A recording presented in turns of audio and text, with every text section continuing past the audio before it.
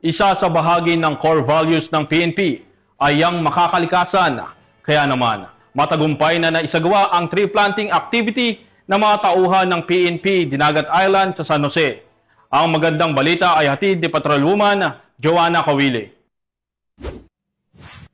Nakisang mga pulis mula sa Dinagat Islands Police Provincial Office sa pangunguna ni Police Lieutenant Cristadel Goring ng WCPD sa isang tree growing activity bilang bahagi ng pagdiriwang ng ika-19 anibersaryo ng pagkakatatag ng probinsya ng Dinagat Islands. Ginanap ito sa IGN Yamashiro Nature Loop, Capitol Complex, Barangay 40, San Jose. Kasama sa aktibidad ang mga empleyado ng pamahalaang panlalawigan at mga kinatawan mula sa iba't ibang ahensya ng gobyerno. Layunin ng aktibidad na isulong hindi lang ang kapayapaan at kaayusan, kundi pati na rin ang pangangalaga sa kalikasan at kalusugan ng kapaligiran sa isla. Pagsapit ng alas 4 ng hapon, sabay-sabay nagtanim ng mga punla ang lahat ng kalahok. Ito ay simbolo ng kanilang pangakong aalagaan hindi lang ang mga tao, kundi pati na rin ang kalikasan ng Dinagat Islands. Ayon sa Dinagat PNP, hindi lang kami para sa seguridad at katahimikan, kundi para rin sa isang luntiang kinabukasan. Ang ganitong aktibidad ay patunay na ang PNP ay hindi lang tagapagpatupad ng batas, kundi katuwang din sa pangangalaga ng kalikasan para sa mas ligtas at mas masiglang komunidad.